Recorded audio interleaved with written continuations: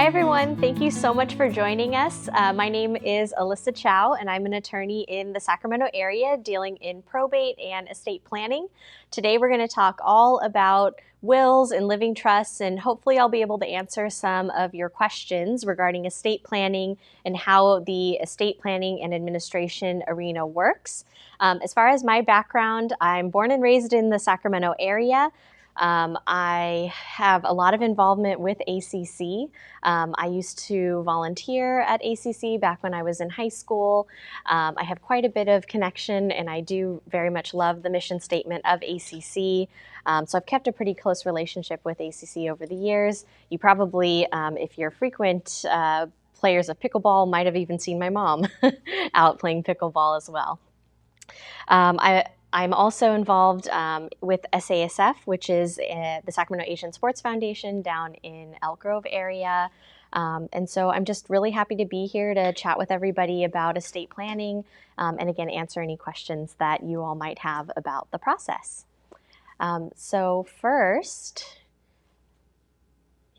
okay. So really what we're going to do is just discuss the basics of estate planning. Typically what I like to do is just go over all the different estate planning documents that are available, and also just to highlight that some people are probably doing estate planning already without even knowing it. However, if you are doing some estate planning without even knowing it, what's likely happening then is that you are being subject to whatever the default rules are of the state of California. So we'll go ahead and go through all of that together. It's going to be a pretty general overview of Estate Planning 101, but if anybody has any questions later, like I said, we'll do a Q&A, and if you'd like to reach out, I'm happy to do a free consultation with anyone if they have any questions. All right, so the first section that I always like to go over is what is estate planning. And so like I mentioned before, many people are probably already doing some form of estate planning without possibly being aware that they're doing it. One is going to be beneficiary designation. So for example, if you have a retirement account or maybe some death benefits through employment or even life insurance, one type of estate planning is actually naming beneficiaries for those types of accounts. Another method is taking title to property. So for example, if you own any real estate, the way that you take title matters. Even if you're taking title with a spouse, I just recently had somebody come to me where they took title to their home, their primary residence, and unfortunately the way that they took title was where, because the husband was no longer capable of signing any legal documents or helping with the sale of the property, that we had to seek a legal action to assist them because of the way that they took title. So we were not able to transfer all of their property in a way that could avoid any sort of probate court action. So the way that we take title really matters, even if we are spouses and we're taking title, or if we take title to property with other people, like children or family members. The same thing would go with things like bank accounts. So I have my own individual bank account, but if I have a joint account with my husband, then if anything happens to me, then that account just goes to him if anything happens to me, right? So without even knowing it, I already have a setup for some form of estate planning just by the way that I've taken title to that account. And then another way that people would do a more formal form of estate planning is through legal documents. And so that's something that we'll talk about today. You're going to learn a little bit about revocable living trusts, last will and testaments, durable powers of attorney for finances, and then also advanced healthcare directives. So each of those different documents we'll go ahead and just go in a little bit more detail. All right, so first we'll go over the revocable living trust. I think this, along with a will, is probably one of the most common documents that you'll hear about as far as different forms of estate planning. So really what a revocable living trust is it's just a legal contract that provides instructions for the control, management, and eventual distribution of your assets upon your passing. In many ways, a revocable living trust is very helpful because it's something that as is in the name, it can be revoked, it can be amended, and it really is something that changes with you over time. So you may have changes in the family or changes in financial circumstances. And so one of the benefits of doing a revocable living trust is that you can update those contractual terms to fit whatever your specific situation is at that time. A lot of questions that I get from people are usually center around what's the difference between a revocable living trust and an irrevocable living trust. And just straight from the names, you can tell that they're very different in that with a revocable living trust, it's something that you can make changes to throughout your lifetime, whereas with an irrevocable trust, it's something that may be effective during your lifetime, but that you cannot make changes to. And so typically people would do an irrevocable living trust if they were looking to minimize any of their tax liabilities, possibly for estate tax purposes, or if they are looking to get qualified for Medi-Cal, or they think they may need Medi-Cal in the future, then irrevocable trust planning may be appropriate for them. But again, the way that that works is you're pretty much taking all control away from yourself and you're putting it into another vehicle with somebody else in charge. So I would say for the most part, what I tend to focus on in my practice is a revocable living trust just because it is more malleable and it can be adjusted as time goes on. As far as how the revocable living trust actually functions and works for people, the trust itself pretty much just serves as a legal key to whoever you leave in charge. And that really just provides them with access to the assets that are what we call funded into a living trust. For example, you have probably heard the terms executor or trustee. So in the context of a trust, the person who you're leaving in charge to follow your instructions and to use the trust as a key to access your assets appropriately would be the trustee, and they are the person that you want to make sure are very good with finances, a very organized person, and somebody who is very strict as far as following all of your instructions. Because as we'll talk about later, a revocable living trust is generally going to be administered privately. So really the way that a trust is going to be the most effective, apart from making sure that we have all the exact terms that you want in place, such as who your trustees are and who your beneficiaries are, is to ensure that we have proper trust funding. So really only the following types of assets are really considered properly what we call funded into your living trust. And so that would pretty much just be assets that are titled in the name of the living trust. So for example, my name is Alyssa Chow. My trust could be named the Alyssa Chow Living Trust. And so for my bank accounts, brokerage accounts, any stocks or bonds or real property that I have, instead of just having my name as an individual as the owner on those accounts or those assets, it would actually show the Alyssa Chow Living Trust as the owner. And in having that title be connected to the name of the trust, that creates a formal tie between all the instructions that you're painstakingly going to put together and then the assets that you own.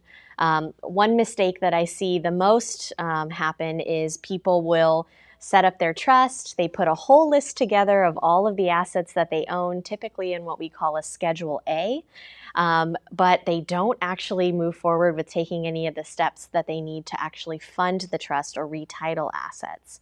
And so really one thing I always tell clients is that when you're creating a trust, it's not really like a set it and forget it type of situation. You really do have to be quite proactive in making sure that assets are appropriately titled when you first create the trust, but then also that as time goes on and you acquire new assets, that those assets are also appropriately titled. And now that gets to our next type of proper trust funding, which is going to be by beneficiary designation. Oh, sorry, just one more back. Yeah, which is the beneficiary designation for either pay on death, transfer on death types of designations for accounts like your retirement accounts, life insurance policies, and in some cases annuities. One thing to note is that any assets that list beneficiaries directly, so if I were to name my children as the direct beneficiaries on a life insurance policy, for example. And as long as they're adults, then when I pass away, those children will just receive those funds directly, and they just make a claim on those assets. And so those would not be controlled whatsoever by the terms of the revocable living trust or any of the other terms that you've put in place. So one of the questions that I get quite often is, well, if I have a retirement account and I already have beneficiaries designated, then what involvement does the trust have? And the answer to that is no involvement unless you happen to name the trust as a beneficiary.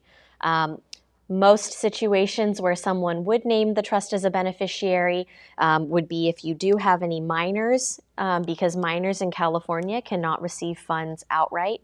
They have to be at least 18.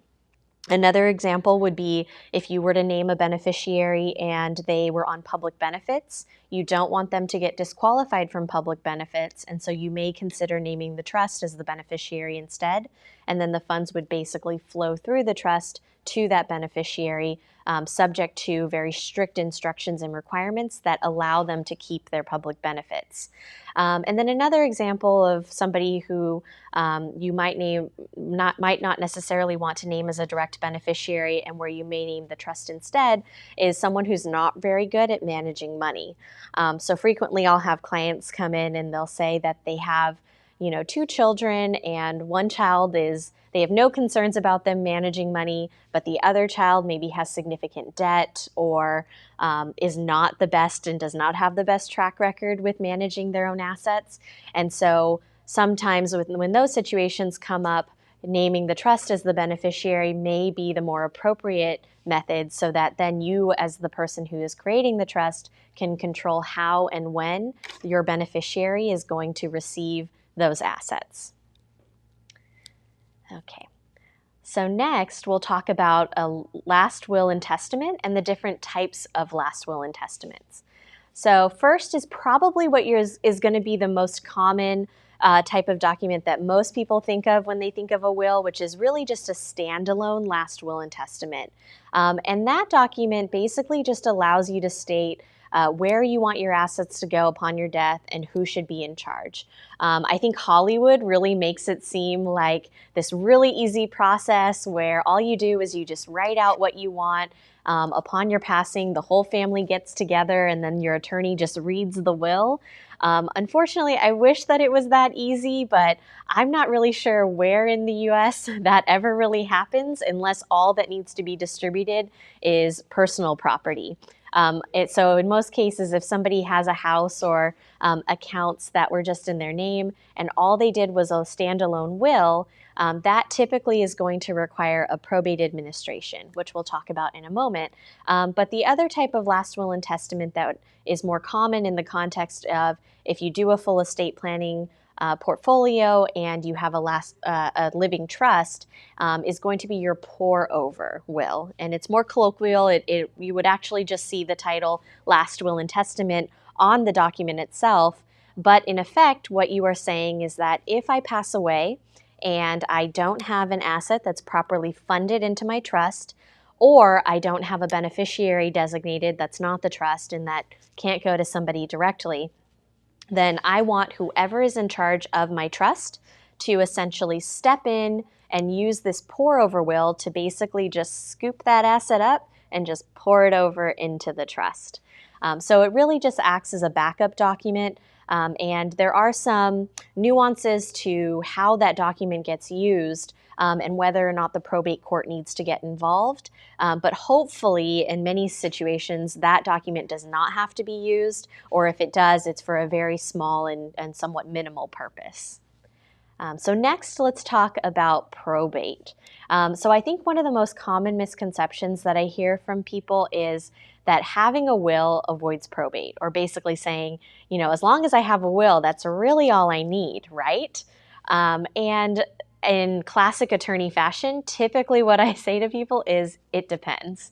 As far as if all you do is a standalone last will and testament, and let's say you have a house and you have some bank accounts that are just in your name, and they are over a certain value. In California, that value is $166,000 $250, which is a very specific number, but is the threshold for requiring a probate administration.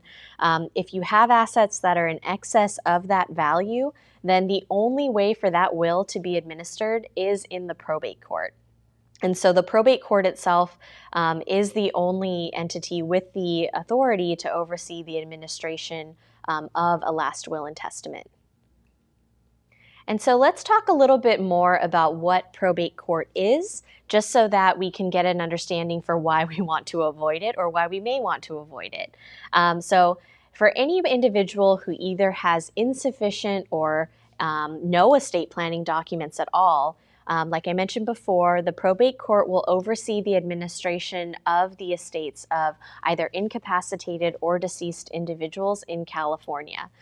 It can be an incredibly lengthy process. It can be very expensive, and it is a public forum. So, as far as lengthy process goes, I practice primarily in Sacramento County, although I do practice in many other counties in the surrounding areas in Northern California. But in Sacramento County in particular, if you needed to even open a probate, that's to say, even to start the process of getting a will admitted to probate, it's going to take you probably about 5 to 6 months based on the court's calendar before anything can be done. And then even when that does happen, let's say you get your hearing and you open up the probate, you're looking at probably another year to year and a half before assets can even be distributed to your heirs. And that's also assuming that nobody is fighting. I think the longest probate administration that I saw was one when I was a newer attorney and was helping kind of close it up. But it was one that took, I think, about 10 years to finalize. And even then, most of the parties were still fighting at that time. So as much as possible, we probably want to avoid the probate court because even though you do have the benefit of the court overseeing the process, it can be quite difficult and take a very long time to get anything done. I think a lot of people are familiar with the pop artist Prince.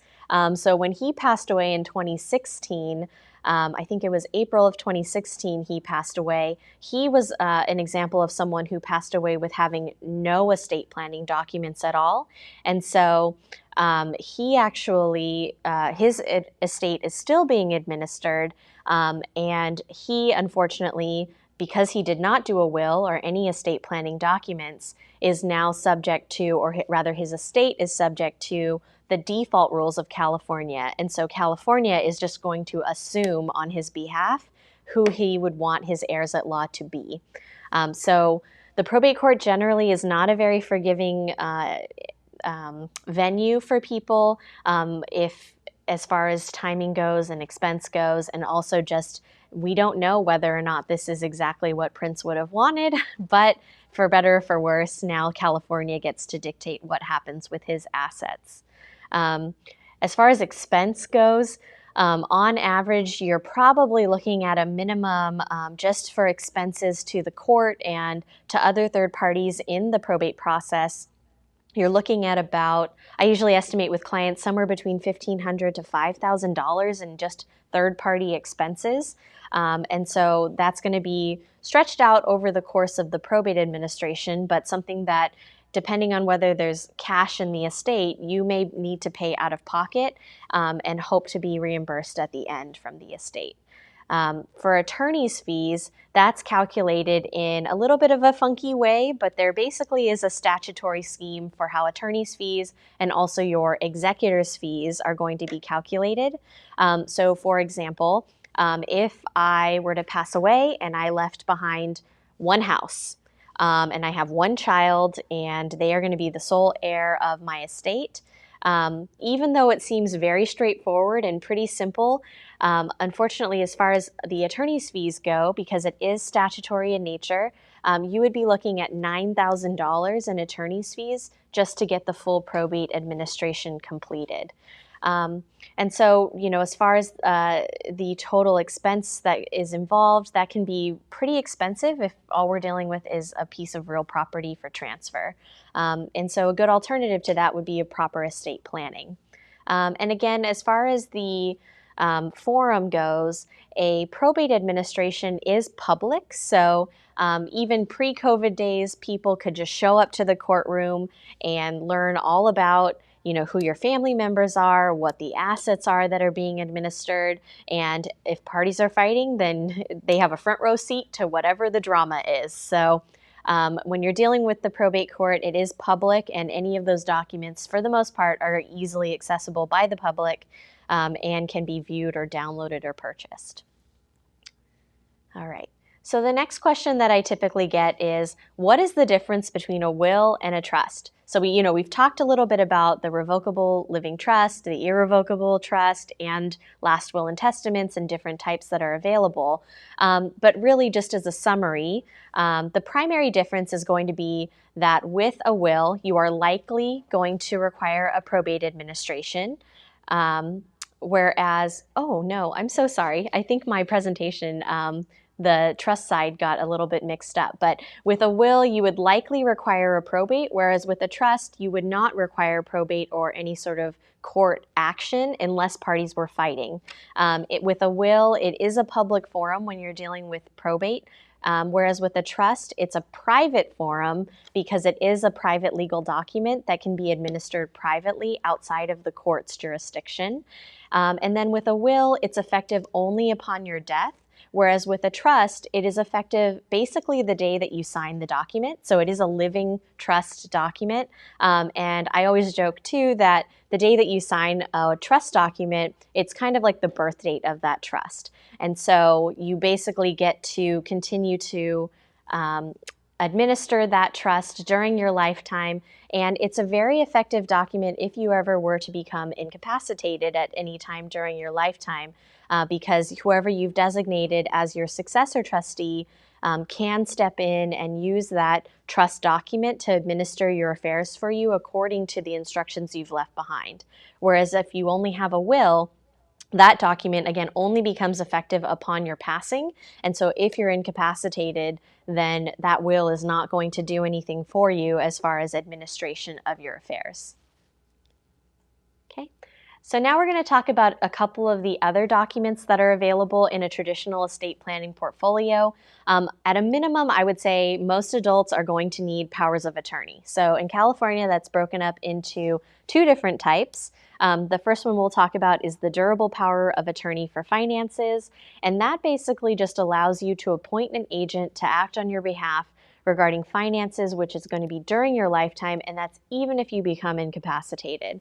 So this type of document is very key.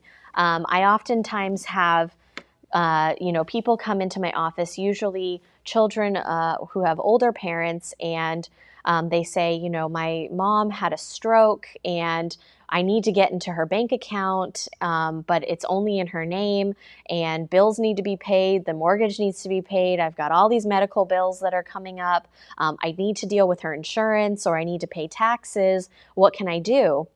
And so if somebody does not have a durable power of attorney for finances in place, the default in that case is going to be going to the probate court to get what we call a conservatorship. Now, if you do have a durable power of attorney in place and the agent who you've designated to step into your shoes is able and willing to do that, then you can avoid any sort of probate court action. And then that person would be able to essentially act as you. Now, this is only going to be effective during your lifetime. So the minute you pass away, that power of attorney is no longer effective.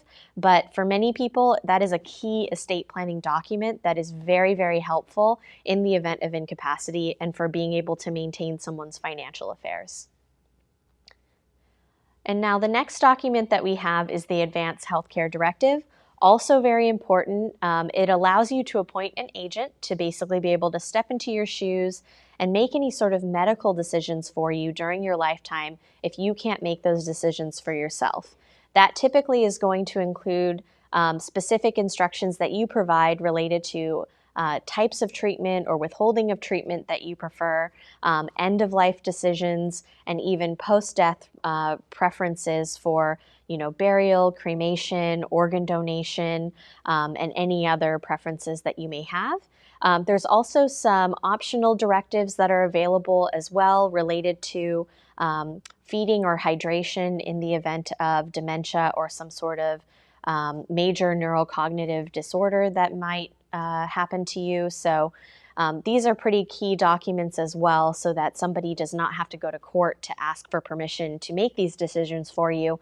You have already designated who those individuals are ahead of time. Okay. And then finally, what we'll talk about next is just, what the benefits are of estate planning. So, throughout this whole presentation, we've talked about what probate looks like and how much we want to avoid the probate court as much as possible. So really, if you do a well-rounded and properly drafted estate plan and you've kept up with the proper funding of your trust, or you have beneficiaries designated appropriately, then you can avoid the probate court. That's not to say that if people are fighting that you can entirely avoid the probate court. Sometimes that might be the best forum for duking it out among any parties that are fighting. But generally speaking, we start from the understanding and just the assumption that doing a proper estate plan will help you avoid the probate court.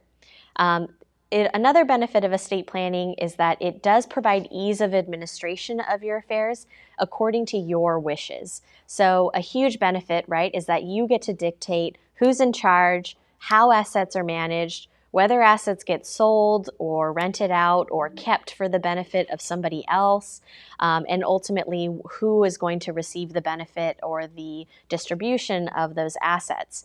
If you did no estate planning, then like we were talking about with probate court, the probate court is going to assume who you would have wanted to leave all of your assets to, and there's also an order of priority of who would potentially be in charge of managing that for you. So as far as ease of administration goes, that's something that is very much a benefit if you're doing proper estate planning. Also regarding privacy, if you do proper estate planning, it can be administered in a private manner because it's basically just a private legal contract that you are using to dictate what happens with your assets and how things are handled. And then generally speaking, it is much more efficient. So I would say on average, most of the estate plans or living trust administrations post-death that I assist trustees in administering typically don't take more than 6 months to a year to finalize the full administration, meaning that at that point, beneficiaries can expect to receive their distributions within about 6 months to a year, as opposed to waiting 2+ years with additional court oversight for that distribution. All right. And as far as who estate planning is appropriate for, I've mentioned it before, but at a minimum, every adult, meaning anyone over the age of 18, should at least have a durable power of attorney for finances, and then the advanced healthcare directive for making any medical decisions. As far as who a living trust itself is going to be appropriate for, it's going to be if you have any minor beneficiaries, because again, minors cannot receive any funds outright.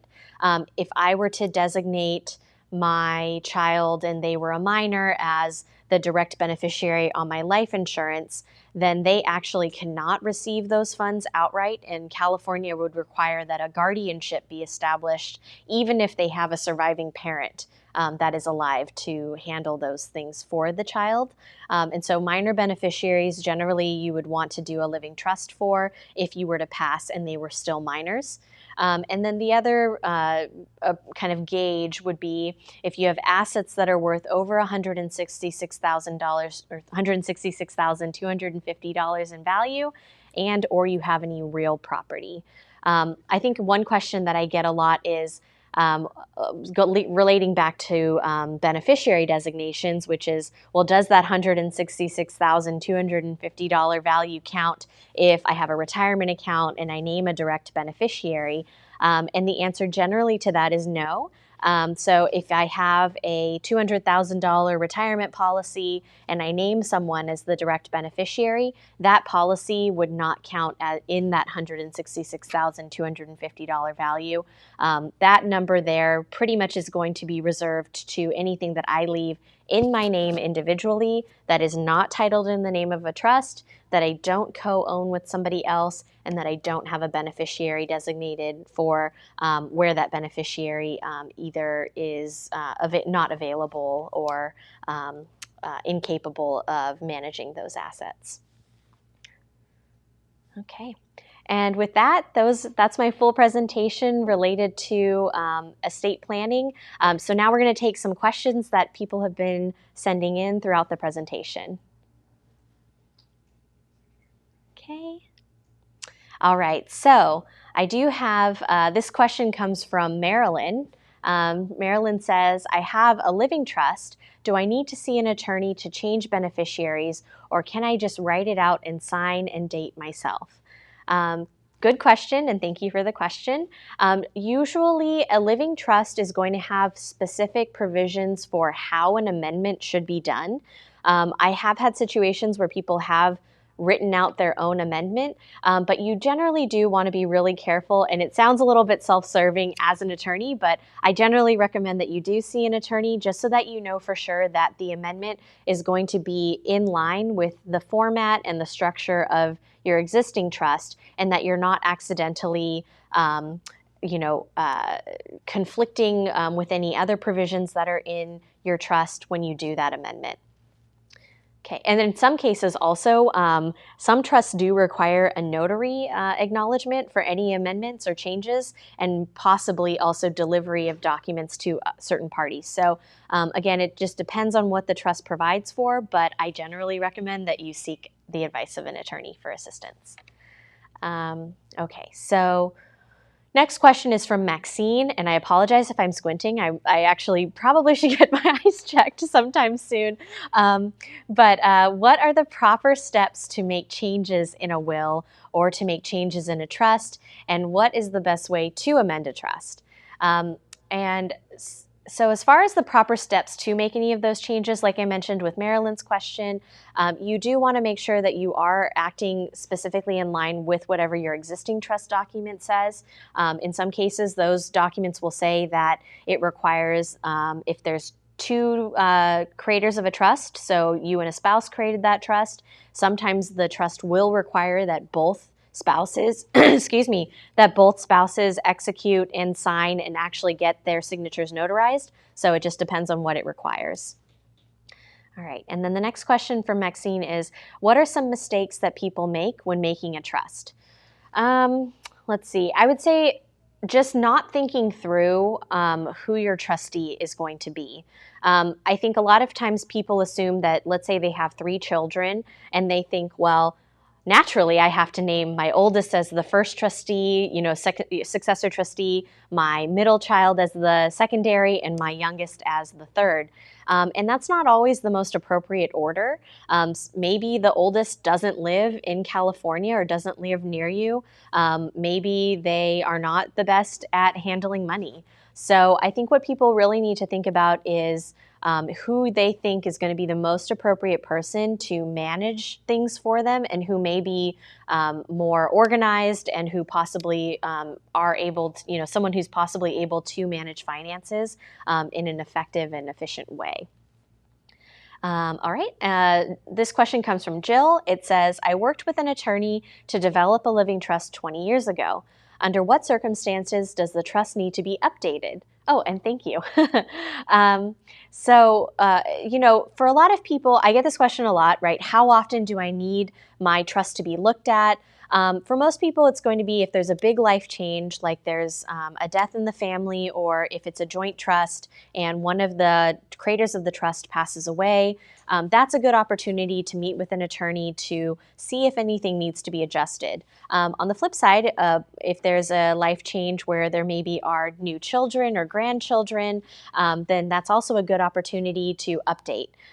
The law itself does not change particularly quickly or very often. But if you did create your documents 20 years ago, there have been some adjustments estate tax-wise that may affect the way that your trust is currently written. And so for many people, when I meet with them and they've had their documents done, 10 to 20 years ago, it's a good opportunity for us to see if we can simplify things for them because the estate tax rules have changed so significantly. All right, next question says that this person used an attorney to draw up their estate plan. Can a beneficiary go to another attorney to distribute assets upon their passing? Great question. So as far as when you're drafting new estate plans, once that document or once all those documents have been executed, for all intents and purposes, those documents belong to you. You are the client and the legal contracts are your property from there on out.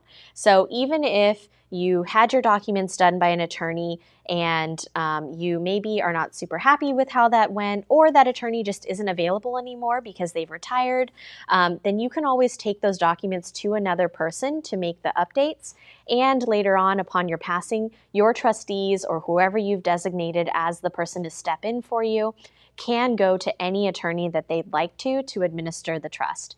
I will say, though, that they should go to an estate planning attorney for that, or somebody who practices in the trust and estates arena, just because there are very particular rules related to trust administration. But generally, any trust and estates attorney can give that trustee or your children, a list of items that they need to be aware of, and then kind of, divide and conquer on the things that they need help with. All right, so next one is that if beneficiaries are listed on bank accounts, it would get divided out to them directly, whereas if a trust was listed as the beneficiary, it wouldn't necessarily go to them straight away should one not manage money well. Yeah, so if you were to, let's say I had a bank account and I have 2 children and I named them both as the direct pay on death beneficiaries, which is an option. I think not a lot of people realize that with regular bank accounts, they can designate direct beneficiaries. But let's say I've got an account at Golden One and I name 2 beneficiaries and then I pass away.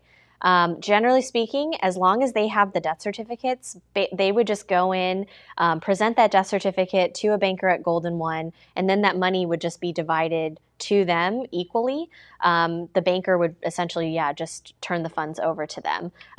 If they're not great with money, the trust does not control the child who perhaps is not great at handling funds. It would not control that money for them. And so if you were really concerned about a child's ability to manage money or handle funds, it's better to just either have that account be titled in the name of the trust or actually name the trust as the pay on death beneficiary, because then it would flow through the trust. It may not be quite as quick for the beneficiaries to receive, but you would have the assurance that any of those terms or any of the conditions that you put in the trust would then apply to that beneficiary.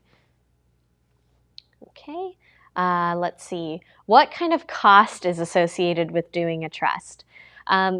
So in the Sacramento area, I'd say there's a pretty wide range of prices that you'll find. There's also lots of online kind of do-it-yourself options like LegalZoom. The very frustrating attorney response is, it depends. I would say on average, though, you would probably, for an individual trust, I would say in Sacramento, be on average somewhere between maybe around on average $2,000 for an individual trust, and then for a joint trust, maybe on average about $3,000, depending on the complexity and just depending on the amount of experience of the attorney that's drafting the documents. Okay, and then next question comes from Rosa. Rosa says, how should I protect the inheritance? Let's see, I can't see the question. Oh, there we go. How can I protect an inheritance to prevent it from going to my child's partner? That is a really good question. So something that I always go over with clients is, what method of distribution do they want for their children? So if the children, or for any of the beneficiaries for that matter. Generally, there's going to be 2 different types of distribution available for beneficiaries. One is an outright distribution where you can say, as long as this beneficiary is a certain age, I have no concerns about them managing money or their spouse probably or possibly getting a hold of the funds. And so I want them to just get it outright at that age or whatever that condition is. The other option is what we call a protective trust. And If I put or I designate a beneficiary's interest into a protective trust, it pretty much just means that it's a mini or a subtrust that's created under the umbrella of my main trust. And from there, you can designate a trustee. It doesn't have to be your child, it can be another third party, as the person who's managing that money. And you would put very specific instructions in place that that money is only to be used for the benefit of your child and for no other third party. And possibly once that child passes away, if there's any money left over, then you can designate or specify that any leftovers then would just flow to lineal descendants. So instead of that money going to your child's spouse or partner, it would actually flow down to their children or to a different beneficiary if that's what you want.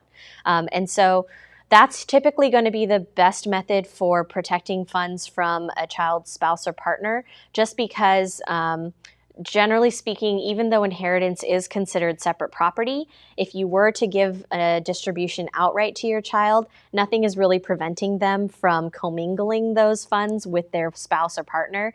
And at that point, it's pretty difficult to separate everything out. So a protective trust is a good alternative to that.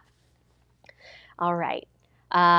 So next question, again, comes from Chen. It says, what do you think about trust services at a financial organization if you are single? So I think what you mean by that is maybe a trust organization acting as the trustee. So there's a lot of different options for individuals for naming certain trustees. There's trust organizations like a financial organization. There's private fiduciaries that are available, and sometimes there's just trust companies out there that specialize in this type of administration.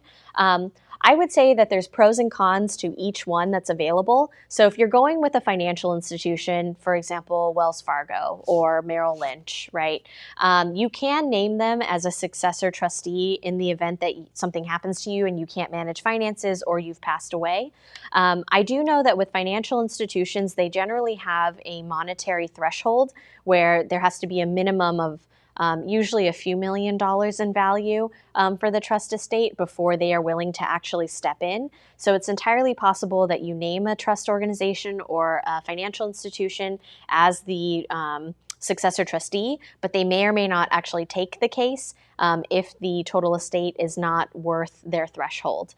But one of the benefits of naming a financial institution is that most likely Wells Fargo or Merrill Lynch or any other subsidiary is probably going to be around, in the future. So you have some assurance that that position of trustee would not be vacant upon your passing. So pro to that would be the assurance that the institution is probably still going to be around at the time of your passing. Potential con would be that there are generally going to be value thresholds for them to act. And then another potential con also is that because they're an institution, usually what they do is just hire out individuals to do the more boots on the ground work, like going to the house and cleaning it up and getting it ready for sale or setting up an estate sale. Another type of successor trustee that's available would be like a private fiduciary.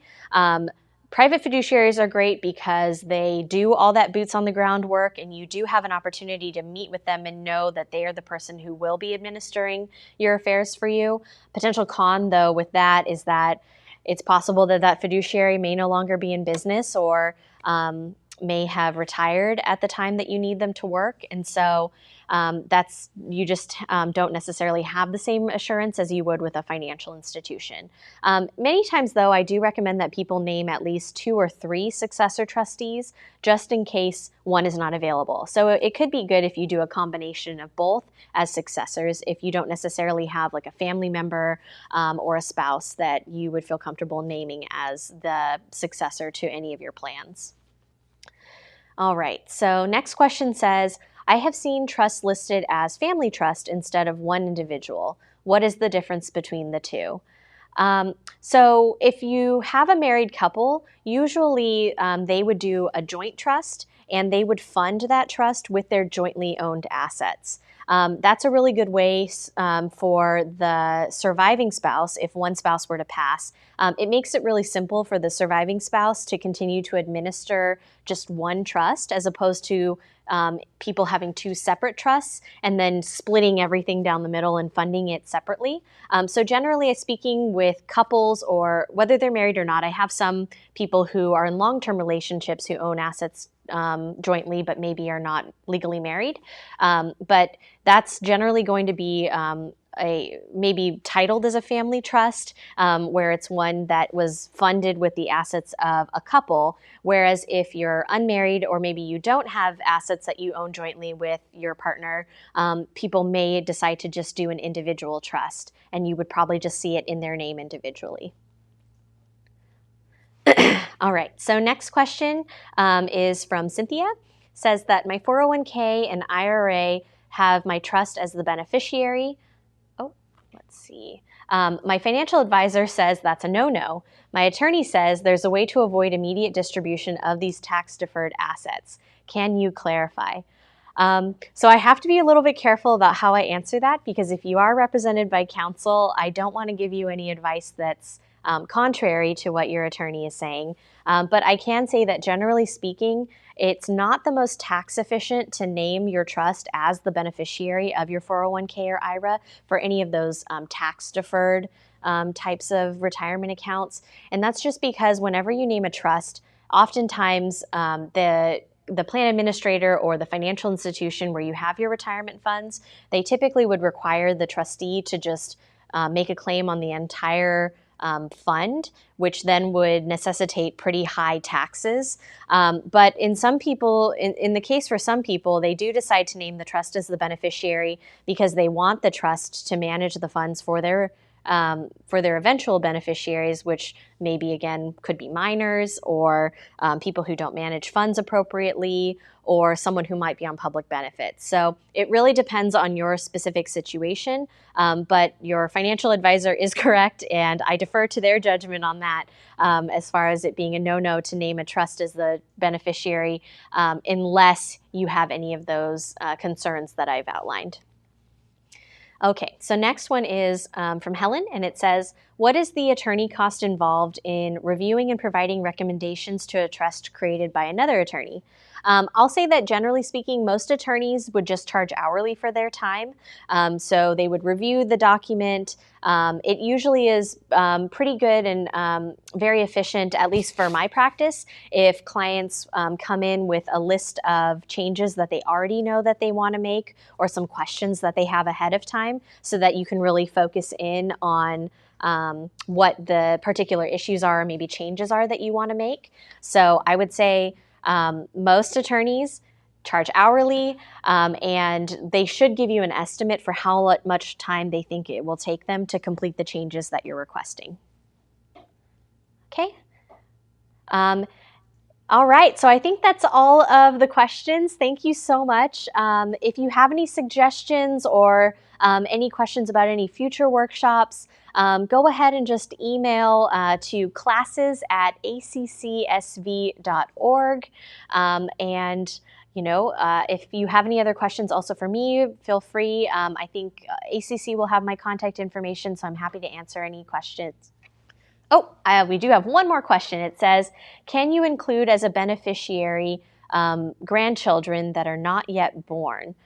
Yes, you can. Under a trust, we can do what are called class gifts, which means that you can set aside a percentage or maybe a flat gift and say to all of my then living grandchildren at the time that I've passed away, or if you anticipate that there may be more grandchildren, then you can just set aside a percentage or a specific amount and make it available for any grandchildren until the fund has been used up.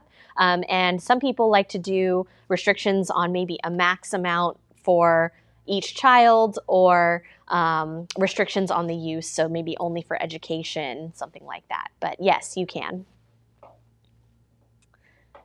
Okay. And with that, thank you all so much for tuning in. Make sure to continue to tune in to ACC online and webinars and all of the different classes. And like I mentioned before, if you have any recommendations or requests for other types of classes, just go ahead and reach out. So thank you for joining me today.